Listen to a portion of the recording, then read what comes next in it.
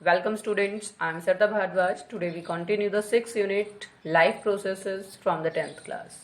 And our topic is condition necessary for photosynthesis or autotrophic nutrition. In the last video we discussed the conditions, and these conditions are the sunlight, chlorophyll, carbon dioxide or presence of water. In the last video we completely explained how the sunlight is necessary for the photosynthesis with the help of the experiment.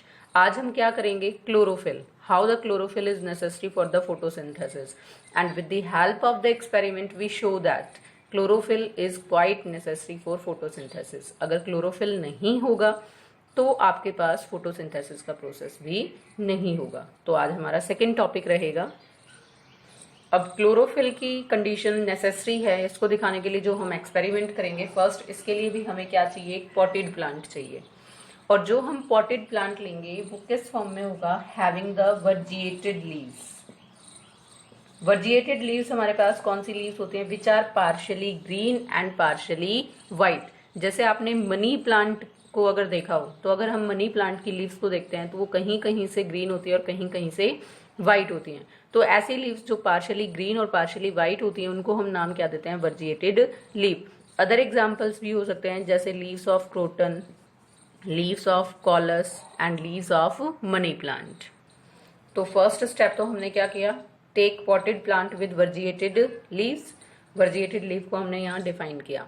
अब हमने second step क्या करना है? उसको D starch करना है. और D starch हम कैसे करेंगे? जैसे लास्ट वीडियो में बताया था कि अब हम इस पोटेड प्लांट को कहाँ रख देंगे? इन अ डार्क रूम और at the dark place for about 3 days.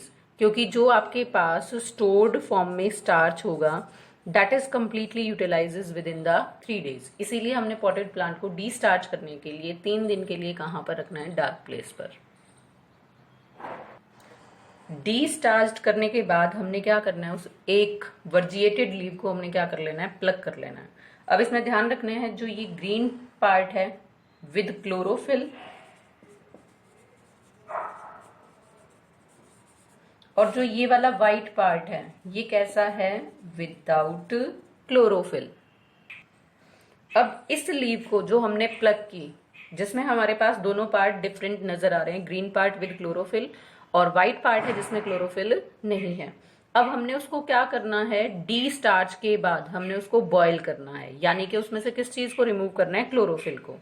इसका मतलब आपके पास लीव किस में आ जाएगी? इस फॉर्म में.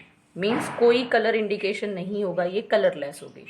अब इसमें से जो आपने क्लोरोफिल को रिमूव किया उसके लिए प्रोसेस क्या होगा? सेम जैसा हमने लास्ट वीडियो में बताया था कि हम अब इस लीव को लेंगे और इसको क्या करेंगे? बॉयल करेंगे इनसाइड द एल्कोहल. तो क्या होगा? कुछ टाइम के बाद जो इसका ग्रीन कलर है वो डिसअपियर हो जाएगा और जो एल्कोहल होगा उसमें हल्का हल्का सा ग्रीन कलर नजर आना स्टार्ट होगा. वो क्यों? क्योंकि जितना भी इस लीव का क्लोरोफिल होगा वो किसके अंदर चला जाएगा? एल्कोहल के अंदर. गर्म करने का तरीका क्या बताया था कि एक स्मॉल बीकर लेंगे, उसमें एल्कोहल के अंदर हमने किसको डाल देना है? लीव को. और उसको फिर हमने क्या करना है? एक दूसरे बीकर में रखना है जिसमें क्या है? वाटर. और उसको फिर हमने क्या करना है? गर्म. डायरेक्टली हम एल्कोहल को बॉयल नहीं करेंगे because it is inflammable and catches the fire and causes the accident. तो अब हमारे पास नेक्स्ट थर्ड स्टेप जो हमने बताया वो क्या है? Remove the chlorophyll. अब इस लीव को जिसमें से क्लोरोफिल आप रिमूव कर चुके हो, इसको क्या करना है? वॉश करना है इन हॉट वाटर. और विद दिस क्या होगा? जैसे आप इसको हॉट वाटर से वॉश करोगे तो जितना भी क्लोरोफिल इसके सरफेस पर स्टिकिंग होगा दैट मस्ट बी रिमूव्ड. और अगर कोई एल्कोहल भी इस लीव के सरफेस पर है then it also remove from the surface of the leave. अब आपने क्या करना है? इसके ऊपर क्या डालना है? Drops of the iodine solution. अब जैसे ही इस लीव पर हम ड्रॉप्स ऑफ द आयोडीन डालेंगे तो हम क्या देखेंगे? जो मिडल वाला पार्ट पहले ग्रीन था वो कैसा हो जाएगा? Blue black. और जो व्हाइट पार्ट था वो कैसा रहेगा? व्हाइटी. ये क्या हो गया? Blue black with iodine. अब ब्लू ब्लैक होना क्या इंडिकेट करता है? कि इस पार्ट में किसकी प्रेजेंस थी? स्टार्च की. और यहाँ पर कोई कलरेशन नहीं आती तो वो क्या इंडिकेट करता है? कि यहाँ पर स्टार्च की प्रेजेंस नहीं थी. या हम कह सकते हैं कि स्टार्टिंग में ये वाला पार्ट जहां पर कैसा कलर आ गया? Blue black. वहां पर क्या था? क्लोरोफिल. और क्लोरोफिल नेसेसरी है किस चीज के लिए? फोटोसिंथेसिस के लिए. या किस चीज के लिए? To synthesise the starch. तो यहाँ पर क्लोरोफिल था, तो वहां पर किस चीज की सिंथेसिस हुई? स्टार्च की। और स्टार्च की प्रेजेंस की वजह से यहाँ पर कैसा कलर आ गया? Blue black with iodine. जो व्हाइट पार्ट था वहां पर क्लोरोफिल नहीं था, तो क्लोरोफिल की एब्सेंस में वहां पर स्टार्च की फॉर्मेशन भी नहीं होती, मींस वहां पर फोटोसिंथेसिस का प्रोसेस नहीं होता। तो अगर हम इसको रिकैप्चुलेट करें स्टेप बाय स्टेप, तो फर्स्ट स्टेप हमने क्या किया? एक पॉटेड प्लांट को लिया जिसकी वर्जिएटेड लीव्स थी, उसको हमने क्या किया? डी स्टार्च किया। कैसे? By placing in a dark room. फिर हमने उसको क्या किया? ब्राइट सनलाइट के अंदर रखा for 3 to 4 days. After that हमने क्या किया? एक लीव को वहां से प्लग किया। उस लीव को प्लग करने के बाद हमने उसको ग्रीन कलर का जो पिगमेंट है क्लोरोफिल, उसको रिमूव किया। रिमूव करने के लिए हमने उसमें से क्या किया? बॉयल किया उसको इन अल्कोहल। आफ्टर दैट आपने उसको वॉश किया विद अ हॉट वाटर, ताकि उसमें से क्लोरोफिल जो उसके सरफेस पर स्टिकिंग है वो रिमूव हो जाए और अल्कोहल रिमूव हो जाए। Then we put the slight या 2 to 3 drops of iodine solution on that colorless leaf, and after that we show the change. The color which is initially green get converted into the blue black with iodine solution, and the part of the leaf which is white initially, there is no any coloration, and that experiment indicates that chlorophyll is quite necessary for the photosynthesis. Now it's time for the third condition, means carbon dioxide is necessary for the photosynthesis. Now the next is the experiment to show that carbon dioxide is necessary for the photosynthesis. इसके लिए भी हम क्या करेंगे? Starting में एक potted plant लेंगे, लेकिन यहाँ पर जो पॉटेड प्लांट लेंगे वो स्पेसिफिकली कैसा होगा? जिसकी लीव्स कैसी होंगी? Narrow and long. उसको हमने क्या करना है? डी स्टार्च करना है इनिशियली। कैसे करेंगे destarch? Same process, by putting it into the dark place और dark room for 3 days। Secondly आपको क्या करना है? इस तरह से एक वाइड माउथ की बोतल को लेकर चलना है, और उस बोतल के अंदर आपके पास क्या होगा? Potassium hydroxide solution. अब जो पोटाशियम हाइड्रोक्साइड सॉल्यूशन है पोटाशियम का, उसकी क्या प्रॉपर्टी होती है? कि ये किसको एब्जॉर्ब कर लेता है? Absorbs carbon dioxide. तो आपने क्या करना है? एक वाइड माउथ की बोतल को लेना है जिसके अंदर क्या हो? Potassium hydroxide.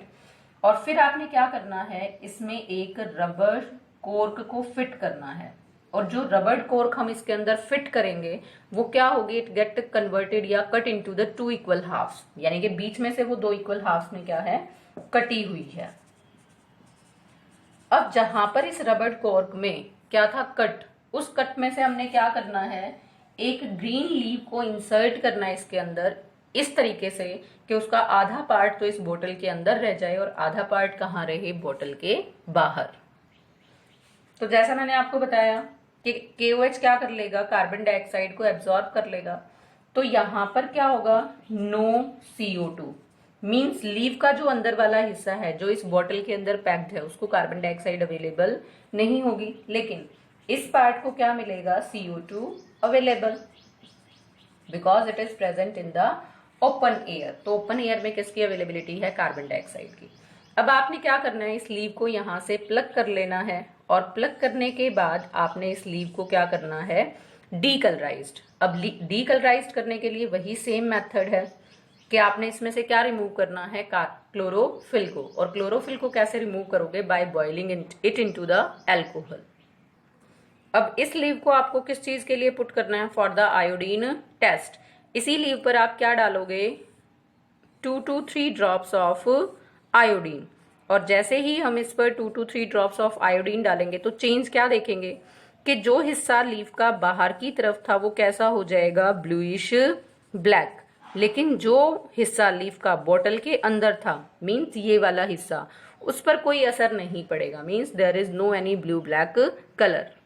या हम कह सकते हैं कि जहां पर ब्लू ब्लैक कलर है वहां पर स्टार्च की प्रेजेंस है, जहां पर कोई कलर नहीं है इसका मतलब वहां पर स्टार्च नहीं है।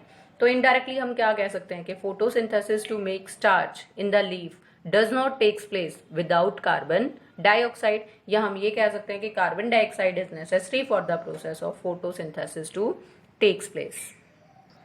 अब हमारे पास फोर्थ है presence of water is necessary for photosynthesis. इसको हम सिंपली देख सकते हैं कि अगर हम किसी पॉटेड प्लांट को कुछ टाइम के लिए या कुछ दिनों के लिए पानी ना दें तो आफ्टर सम टाइम जो उसकी लीव्स हैं they get converted into the pale colour, और धीरे धीरे वो क्या इंडिकेट करेगा कि water is necessary for the photosynthesis, क्योंकि जब तक उसमें फोटोसिंथेसिस है वहां पर क्या बनता रहेगा, खाना बनता रहेगा और लीव्स कैसी रहेंगी, हेल्दी। लेकिन जैसे ही वाटर की वहां पर डेफिशिएंसी होगी then there is a slowing down of the process of photosynthesis. एक और इम्पॉर्टेंट बात क्या है कि जो प्लांट्स हैं वो वाटर को कहाँ से लेकर आते हैं, from the soil through their roots, और उसके साथ साथ वो क्या ब्रिंग करते हैं, they bring the minerals from the soil which are also necessary.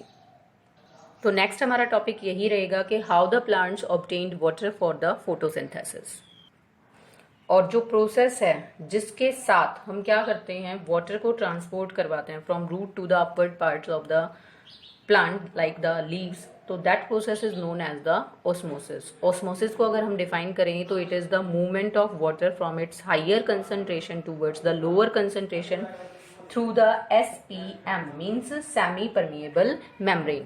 जो पौधे के रूट्स के ऊपर मेम्ब्रेन होगी वो किसका काम करेगी, एक सेमी परमिएबल मेम्ब्रेन का, जो किसको अलाउ करेगी, वाटर को to move in a higher concentration towards the lower concentration. Means पानी धरती के अंदर ज्यादा है, वहां पर उसकी कंसंट्रेशन ज्यादा है, रूट्स में कम है, इसीलिए वो कहां से कहां जा रहा है, हायर टूवर्ड्स द लोअर। और इस वाटर को ट्रांसपोर्ट करने के लिए किन वेसल्स की जरूरत हमें पड़ती है, these are the xylem vessels that help to transport the water to the different body parts। और साथ की साथ वाटर के साथ किसकी मूवमेंट होती है, डिफरेंट मिनरल्स की, जो किसके अंदर से मिलते हैं हमें, from the soil, like iron है, मैग्नीशियम है, फॉस्फोरस है। But nitrogen is not utilises as such. N2 को हम एज इट इज यूटिलाइज नहीं कर सकते प्लांट्स के अंदर।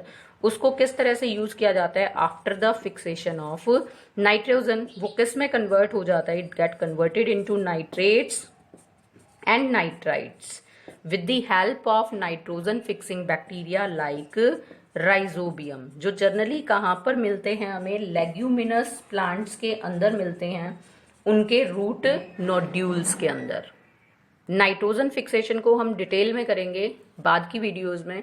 सेकेंडली आपको ध्यान क्या रखना है कि how the plant obtained the carbon dioxide, वो मैंने आपको बताया था कि कार्बन डाइऑक्साइड कहाँ से ऑब्टेन्ड होती है, with the help of the stomatas which are present in the leaves of the plants. और आपको ध्यान रखना है जो गैसियस एक्सचेंज है, मीन्स कार्बन डाइऑक्साइड का पौधे के अंदर जाना और ऑक्सीजन का बाहर निकलना, दोनों ही किसके थ्रू होता है, थ्रू द स्टोमेटा। एक और ध्यान रखना है जो मोस्टली ब्रॉड लीव्ड होती हैं, मीन्स चौड़ी पत्तियां होती हैं प्लांट्स की, उनमें स्टोमेटा कहाँ पर होता है, lower surface of the leave. लेकिन अगर नैरो लीव्स की बात करें तो स्टोमेटा इक्वली डिस्ट्रीब्यूट होते हैं on the both sides of the leave. और जो आपके पास एक्वेटिक प्लांट्स होते हैं वो डिजॉल्व्ड कार्बन डाइऑक्साइड को यूज करते हैं। This is the complete explanation of the conditions required for the photosynthesis. Thanks and have a nice day.